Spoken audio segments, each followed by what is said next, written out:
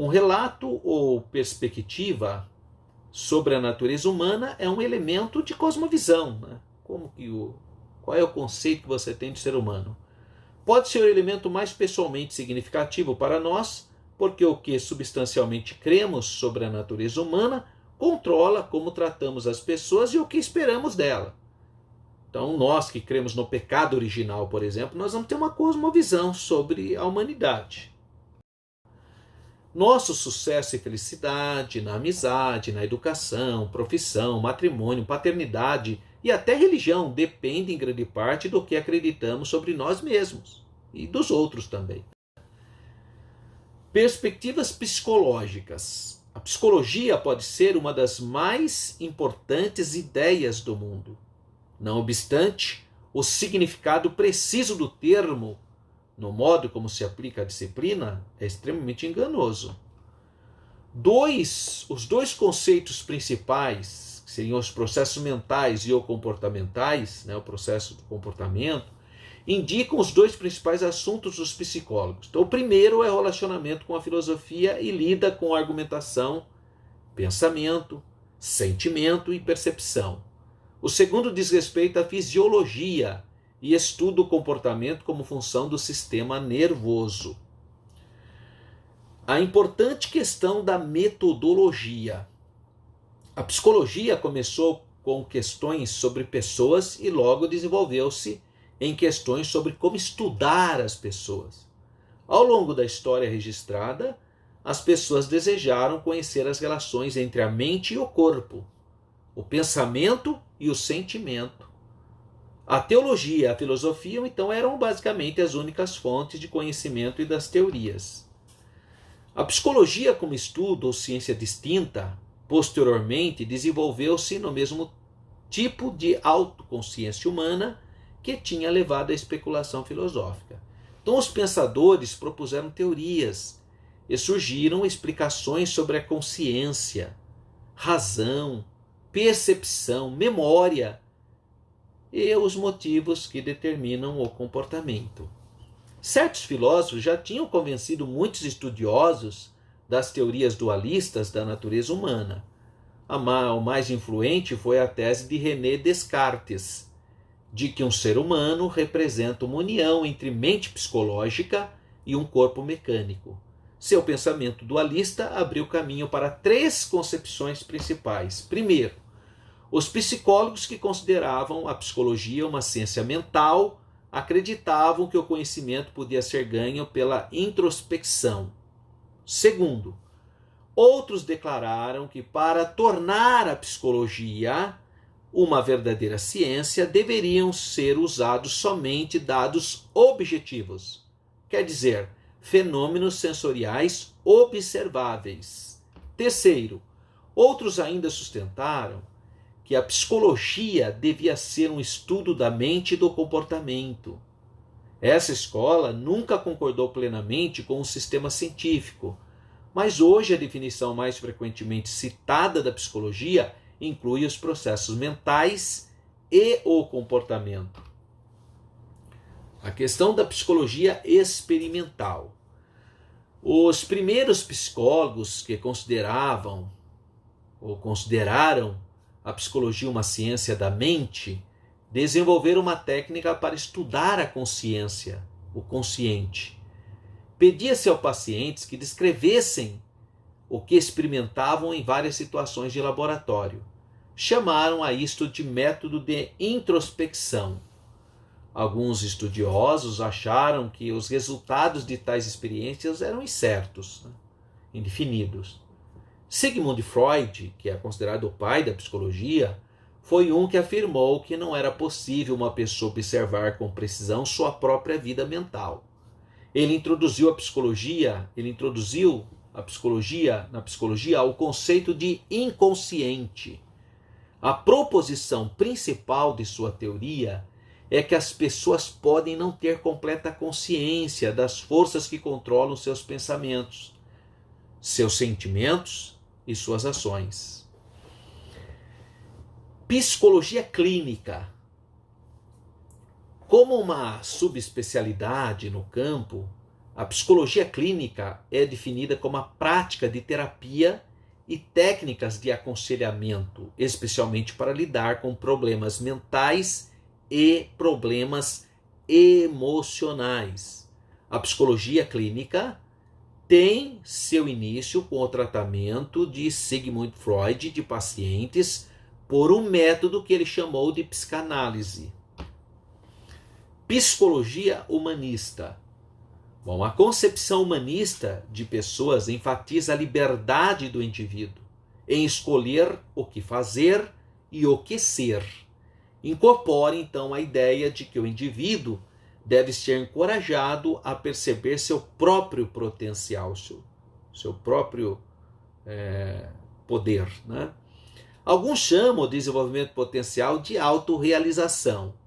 As pessoas são responsáveis por suas vidas e a responsabilidade não pode ser transferida a forças exteriores. O enfoque está principalmente no ser humano normal, em vez de nas patologias ou nos problemas. E o pensamento cristão sobre a psicologia? O que podemos dizer? Em sua determinação de fazer a psicologia ajustar-se ao modelo da ciência natural, os psicólogos rejeitaram as explicações religiosas. 2 livros didáticos seculares, os estudantes têm a impressão, dos livros didáticos, dos muitos livros didáticos seculares, os estudantes ao lerem, ao observarem, têm a impressão de que a religião e a ciência são flagrantemente incompatíveis e irreconciliáveis. Os psicólogos cristãos, então, notam que todo achado básico nos estudos científicos do comportamento humano reflete, sim, um pouco de verdade bíblica ou teológica. Os psicólogos cristãos concordam consistentemente que as principais teorias da personalidade estão relacionadas de perto com os temas religiosos. Muitos dos primeiros teoristas estavam, ao longo da vida, pessoalmente envolvidos com a religião, sobretudo com a fé cristã, com o cristianismo. Embora muitas de suas palavras e ações pareçam serem hostis ao cristianismo, suas teorias foram influenciadas pelo cristianismo, por incrível que pareça. Um exemplo é a teoria psicanalítica, que fornece diretrizes para tratar as pessoas que sofrem de sentimentos de culpa, por exemplo, fracasso, inadequabilidade ou inclinações más. As mesmas condições são tratadas na religião, pelos conceitos de pecado, perdão e graça. E as perspectivas sociológicas? Nós vimos a psicológica e as sociológicas. Bom, definimos singelamente sociologia como um estudo da sociedade. A palavra social nos vem de um termo em latim que significa seguir. Inclui a ideia de pessoas que estão ligadas, relacionadas umas às outras, portanto, padrões.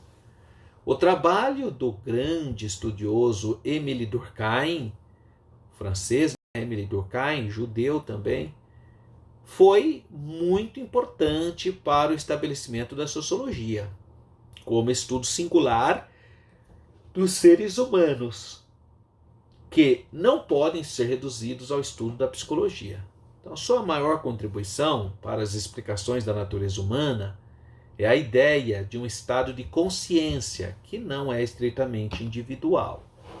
Esse estado de consciência, diz ele, vem da sociedade, transfere a sociedade para nós e nos conecta com algo que nos ultrapassa e nos dirige em direção aos fins que mantemos em comum com as outras pessoas. Ele vai apresentar então o modelo funcional estrutural.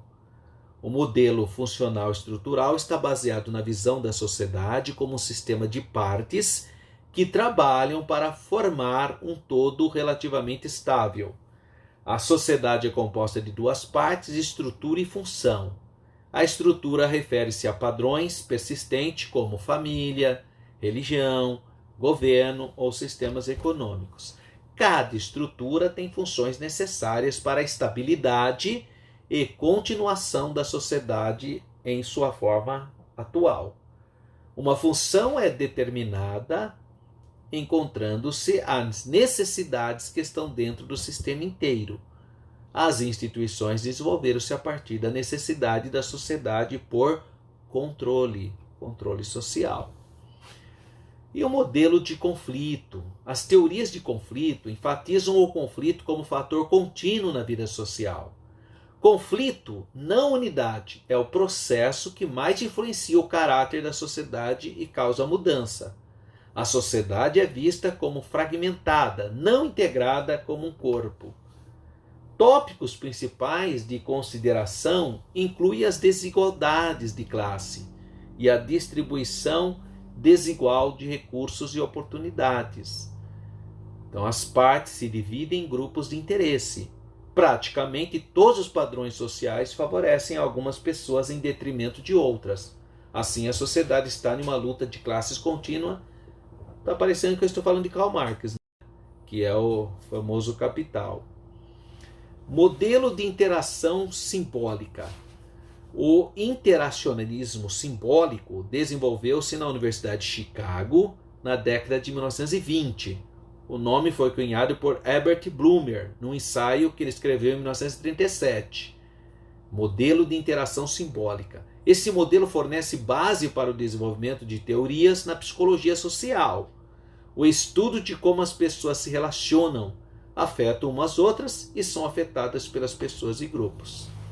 Então, os estudiosos que o articularam estavam buscando meios de evitar a ideia de que ações individuais ou são diretamente determinadas pelos estados psicológicos internos ou por forças estruturais da sociedade.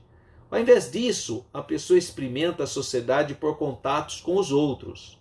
Os gestos e o idioma, símbolos significativos, tomam a comunicação ou tornam a comunicação possível. Duas tradições formam a sociologia moderna. Os primeiros sociólogos americanos estavam divididos em suas respostas à questão sobre a natureza humana e as qualidades essenciais da sociedade. Segundo Comte e Durkheim, alguns se apegavam ao conceito de sociedade como uma coisa em si mesma, separada da pessoa individual, a ser estudada objetivamente. Deste pensamento desenvolveu-se a sociologia naturalista, às vezes chamada de positivismo de Augusto Comte. O pensamento cristão sobre a sociologia. Os cristãos que estudam sociologia veem que as divisões e disputas entre os teoristas são o resultado principalmente de sua interpretação equivocada da natureza e origem da humanidade. Tanto a tradição naturalista quanto a tradição humanista, das quais a sociologia moderna se desenvolveu, originou, são limitadas em suas tentativas de descrever a realidade, porque omitem a verdade da criação e são incapazes de entender o propósito da humanidade. Poderíamos dizer, ironicamente, que o que foi demonstrado na história da sociologia é que a ciência não pode substituir a religião e que os seres humanos são atores voluntariosos. Vários estudiosos cristãos tiraram proveito da fenda entre a sociologia naturalista e a sociologia humanista para sugestionar ou sugerir modelos baseados em pressuposições bíblicas sobre a natureza humana. Vamos para as perspectivas bíblicas então. Duas ideias emergem de todos os estudos e controvérsias sobre a natureza humana. Uma é que a religião é comportamental e experiencialmente universal. A outra é que todos os cientistas e estudiosos reconhecem uma qualidade humana que mantém-se significativamente à parte e com o qual todas as outras características humanas estão relacionadas. É a nossa capacidade extraordinária de lidar com o simbolismo, com os símbolos. Quando os investigadores seculares declaram que o idioma é um instinto humano sem igual, meu respeito pela erudição se eleva. Acredito que descobriram por estudo diligente e meditação aquilo que aprecio como a verdade básica da revelação divina humana. Deus nos criou com a capacidade de entender e criar o idioma. ou nunca poderíamos ter concebido o Verbo, ou sabido que o Verbo se fez carne. Então a psicologia e a sociologia nos dão muitas informações valiosas, mas deixam de explicar adequadamente como e por que nossas ações são resultados das nossas necessidades.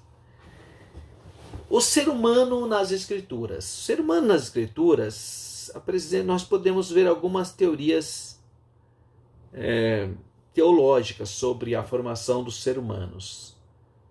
Nós, cristãos pentecostais da Assembleia de Deus, cremos na tricotomia do homem. É uma interpretação que vê os seres humanos compostas de três: corpo, alma e espírito. O corpo refere-se à existência física e liga o ser humano a todas as outras criaturas vivas. A alma é a sede das emoções, o princípio da personalidade. E o espírito é o poder mais alto que diferencia os seres humanos da vida irracional, que dá capacidade para que a pessoa tenha comunhão com Deus. Então esse é o pensamento tricotômico. 2 versículos nas Escrituras são citados pelos tricotômicos. Uma é Hebreus 4:12, que diz que a palavra de Deus é mais afiada do que espada alguma de 2 gumes, que penetra até as juntas e medulas, até a divisão da alma e do espírito, e é apta para discernir todo o pensamento humano. Então, ela está falando de corpo, alma e espírito. 1 Tessalonicenses 5:21 diz que e o mesmo Deus de paz vos santifique em tudo, em toda a vossa maneira de viver, e todo o vosso espírito, alma e corpo sejam plenamente conservados, irrepreensíveis para o dia ou para a vinda de nosso Senhor Jesus Cristo. Então, são citações tricotômicas da Bíblia. Bom, mas nós temos também a explicação da dicotomia ou dualismo. Essa interpretação considera os seres humanos em 2 partes, material e imaterial, distinguindo o corpo físico das qualidades mentais e emocionais, não físicas, obviamente. Historicamente, essa interpretação tem sido a visão mais amplamente aceita entre os teólogos, mas porque até é meio simplista. Não, o homem a parte material é parte imaterial, pronto, ele não se aprofunda. Mas ainda tem uma outra explicação, que é o monismo. Essa interpretação vê os seres humanos como uma unidade indivisível. A pessoa é um ser unificado, em vez de ter tantos componentes. Muitos estudiosos modernos preferem essa interpretação, então. Então nós temos essas muitas possibilidades. Nós, cristãos da Assembleia de Deus, pentecostais, somos tricotômicos. Bom, é importante fazer uma advertência que a pessoa é uma unidade condicional, significando que corpo, alma e espírito são aspectos do todo, não um acoplamento das partes separadas. Os estudiosos cristãos nos campos da psicologia e da sociologia lembram-nos constantemente que a Bíblia não é um livro de ciência, é um livro de Deus e o seu relacionamento com a criação. Um livro de histórias, ensinos e exemplos de vida. Muitos desses estudiosos traduziram e interpretaram passagens bíblicas para compor descrições da natureza humana.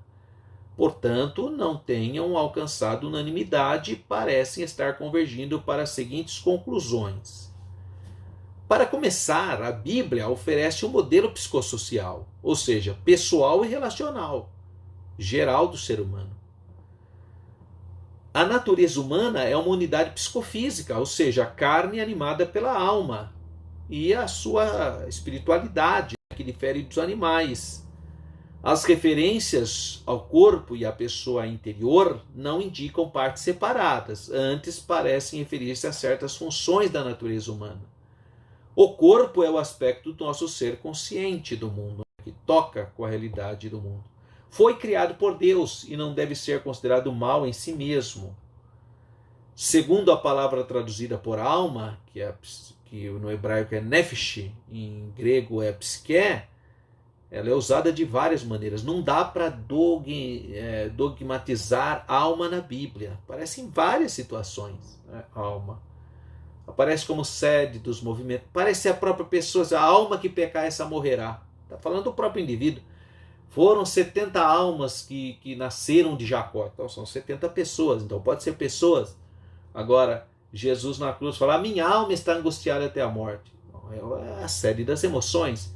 Então precisa ver o contexto para definir. Então não tem um significado específico. Significa criatura vivente, uma pessoa fisicamente viva, tangível e real. O conceito de alma refere-se frequentemente a intelecto, a emoções e a vontade própria, que define pessoa. Nossa alma define nosso ser, define o que nós somos. Então nós não temos alma, nós somos alma, na verdade. Nós somos uma alma. Terceiro, mente e emoções não estão separadas do corpo. Separa com a morte, no thanatos. Thanatos é a palavra grega que significa separação. Quando a pessoa morre, o que acontece? Thanatos separa a parte material da parte imaterial. Tudo isso, então, forma a pessoa. O espírito diz respeito à nossa relação com o mundo espiritual que nós vemos. É a nossa consciência de Deus. Paulo muitas vezes usa os termos espírito e carne não para se referir às duas partes da pessoa, mas às duas atitudes, aos comportamentos, a estilos de vida. O homem espiritual e o homem carnal, ele está falando de modelos de vida. Finalmente, a vida terrena para os cristãos será seguida por um corpo ressuscitado e uma renovação de vida. Não sabemos os detalhes exatos, nós sabemos o que está na Bíblia. A imagem do Novo Testamento é de uma unidade corpo-mente restaurada e aperfeiçoada. E é importante nós entendermos que nós somos a imagem de Deus. É importante, mas em que sentido? Material? Não, espiritual. A imagem de Deus no sentido de elementos morais. Muitos cristãos estudiosos em filosofia e nas ciências sociais e comportamentais são compelidos a abordar o conceito imagem de Deus, porque toda teoria envolve a questão de natureza humana. O que significa exatamente essas palavras bíblicas? Uma resposta generalizada é que se refere ao modo como a natureza humana reflete algo da natureza divina, de Deus. Dizem respeito a quê? Diz respeito a elementos da personalidade, individualidade, existência do potencial, a possibilidade de desenvolvimento, de liberdade de escolha, de responsabilidade moral, a habilidade criativa, a capacidade de amar, de ser santo, atributos morais. Então, nós temos que fazer essa reflexão. Se mantivermos isso em mente, então nós podemos obter insights e sabedoria da psicologia e da sociologia e de todos os outros universos de conhecimentos. E isto, em parte, é o que queremos dizer por cosmovisão cristã. Então, quando nós conseguimos, com paciência, com sabedoria, tendo sempre as Sagradas Escrituras em primeiro plano, nós conseguimos sim ter uma harmonia com as ciências modernas. Muitas instituições educacionais são fortes e nós temos, pela graça de Deus, muito material cristão sobre esse assunto. Nós temos muito material cristão. Isso ajuda a construção da nossa cosmovisão cristã. Então você tem muito material de sociologia, de psicologia, de política, já com essas ferramentas, com esse material. E tudo isso vai então fortalecendo e construindo e desenvolvendo em nós uma cosmovisão cristã. Que Deus continue abençoando a sua vida. Eu sempre faço essa observação na hora que eu termino uma aula e sugestiono para você dar uma boa lida no conteúdo. O nosso material é riquíssimo, essa compilação. Ele tem quadros separados de filósofos, fala o que é escolástica, para quem não lembra, fala do Guilherme de Ockham, quem foi, fala da exploração além da Europa, do desenvolvimento da astronomia, fala de Francis Bacon, dá uma biografia pequena, mas dá aqui do Galileu Galilei, fala das descobertas científicas modernas na Renascença e no período moderno inicial, fala do Isaac Newton, pequenos quadros, né? Tudo isso tem aqui na aula de número 4. Fala do Albert Einstein, do cientismo, tudo isso na aula de número 4. E na aula de número 5, você tem o conceito de marginalidade, por exemplo. Você tem sobre o Johann Friedrich Herbert, tem sobre Milan Udent, tem de René Descartes, Sigmund Freud, o Skinner, o Abraham Maslow. Então tem muito material aqui. O Auguste Comte, quem foi o Auguste Comte, o Emile Durkheim, o George Herbert Mead, o Max Weber. Então, são pequenos elementos. Aqui tem gráficos falando sobre a questão da perspectiva humanista. Então é importante você ler todo o texto. Essa aula apenas é uma abordagem geral, mas é muito mais rico você fazer uma leitura do texto com calma.